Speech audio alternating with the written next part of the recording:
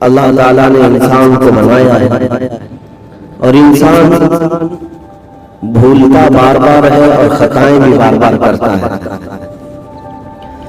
خطا کرنے والا اور بھول جانے والا اللہ کی بارگاہ میں ایسا نہیں ہے کہ وہ ہمیشہ کے لیے ناکارہ ہے، بلکہ اللہ تعالیٰ نے اسے زندگی میں بار بار موقع دیے ہیں کہ تو اپنی خطاؤں سے اور اپنی بھول سے پھر سے دوبارہ اپنی اچھی زندگی میں آ جا، اور اسی کو ہم توبہ کہتے ہیں۔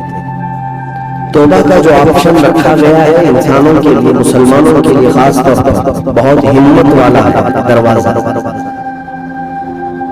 بہت ہمت والا دروازہ ہے، اور اسی وجہ سے حدیث پاک میں یہ ہے کہ گناہ کرتا ہے بندہ پھر توبہ کرتا ہے، پھر گناہ کرتا ہے پھر توبہ کرتا ہے، یہ کرتا رہتا ہے۔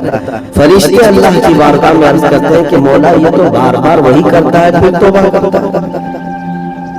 اگر ہمارے ساتھ کوئی غلطی ایک بار دو بار کر دے، تیسری بار تو ہم اسے چھوڑیں گے، انسانوں کی طبیعت تو یہ، لیکن بندہ جب بار بار ایک خطا کرتا ہے پھر توبہ کرتا ہے، پھر خطا پھر توبہ، تو فرشتے جب اللہ کی بارگاہ میں عرض کرتے ہیں کہ مولا یہ ہر بار یہ کرتا ہے، تو جانتے ہیں پروردگار عالم کیا فرماتا ہے؟ ارشاد فرماتا ہے اے میرے فرشتوں، میرا بندہ مجھے رحمان سمجھتا ہے اس لیے بار بار توبہ کرتا ہے،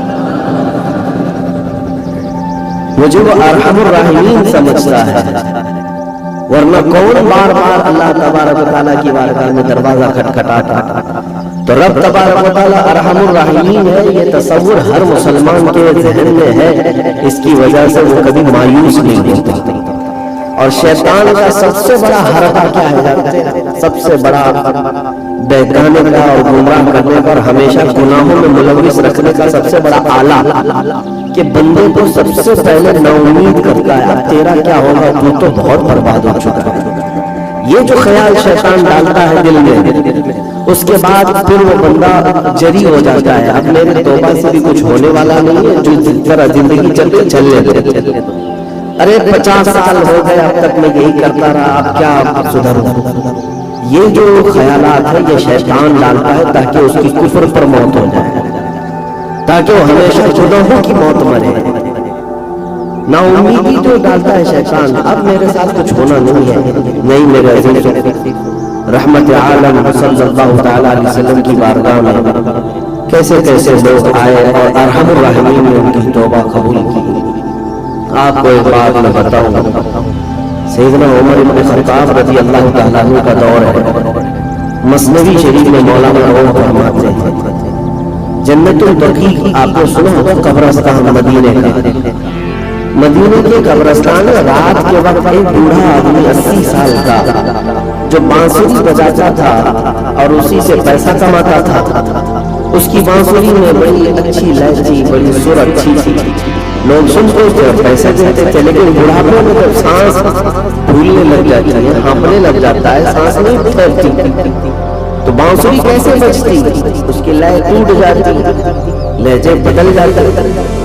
بوڑھا آدمی اب اس کی بانسری سننے میں کوئی آتا نہیں تھا اور پیسے ملتے نہیں تھے، تھک ہار کر کے وہ آیا، رات کا وقت تھا، جنت البقیع قبرستان میں 80 سال کی عمر کا ہو گیا، اس نے بانسری توڑ کہا زندگی بھر جس چیز سے میں کماتا تھا اب میری سانسوں نے جواب دے دیا، جسم پھولنے لگا ہے، سانس زیادہ آنے لگ گئی ہے، اب میرا کھانا پینا کیسا چلے؟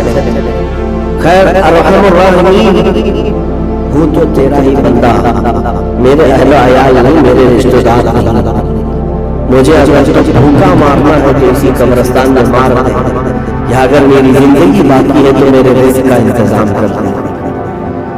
وہ رو رہا تھا 80 سال کی عمر میں۔ جب بندہ لاچار و مجبور ہوتا ہے تو پروردگار کو ہی یاد کرتا ہے۔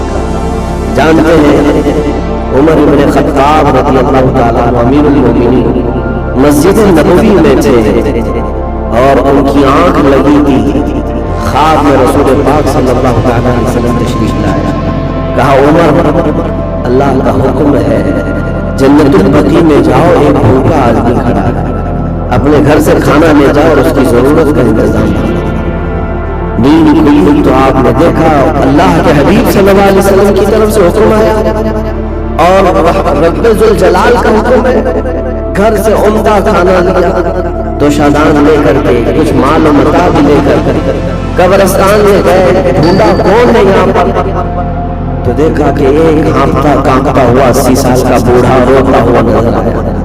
अमीरुल मोमिनीन अपने हाथ में रोशादान लेकर उसके करीब गए, कहा तू भूखा है? कहा हाँ भूखा।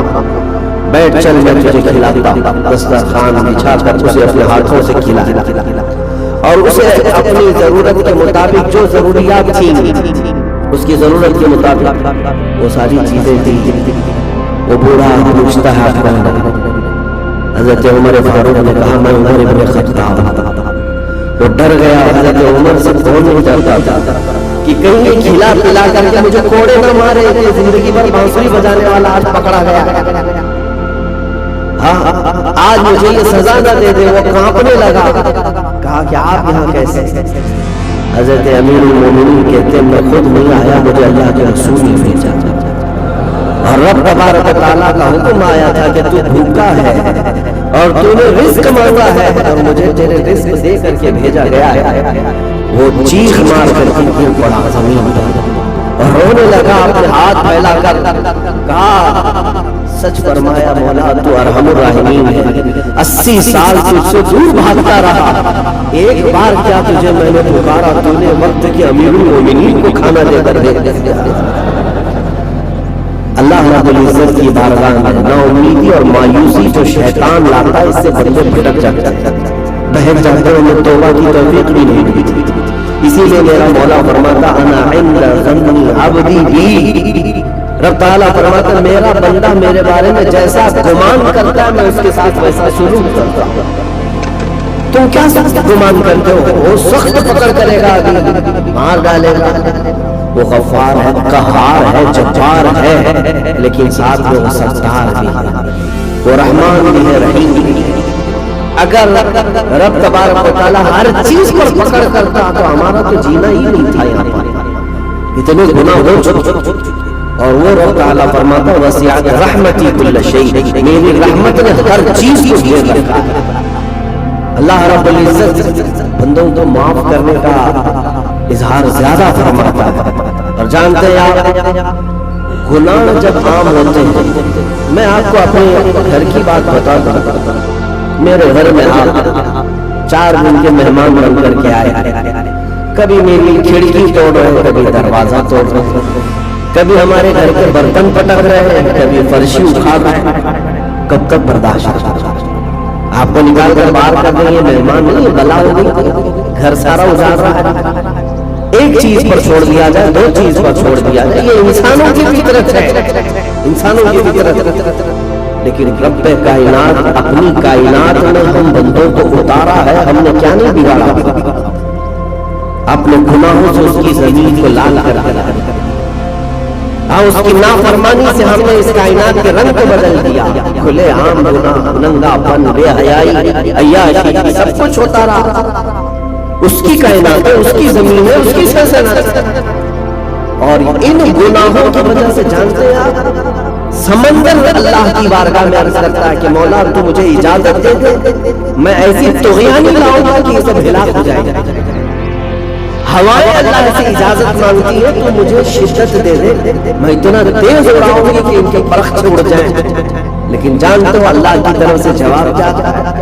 समंदर को भी रब ताला फरमाता, हवाओं को भी कहता है रब ताला रुक जाओ, मैं मेरे बंदों के इंतजार, मेरे बंदों की तौबा के इंतजार कि मेरे बंदे मेरे पास लौट आए। इसीलिए अल्लाह के हबीब सल्लल्लाहु अलैहि वसल्लम इरशाद फरमाते हैं अल्लाह ताला को सबसे ज्यादा खुशी किस बात की होती है? रब ताला अपने बंदों से कब खुश होता है? मिसाल देकर के मेरे आका ने फरमाया, मिसाल देकर समझाया।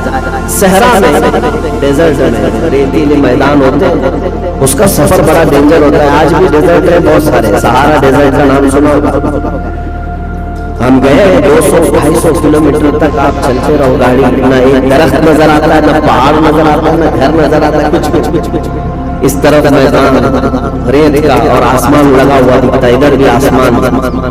تنہا ہم اکیلے نظر آتے رہتے ہیں۔ صحرا کا جو سفر ہوتا ہے بہت کٹھن ہوتا ہے۔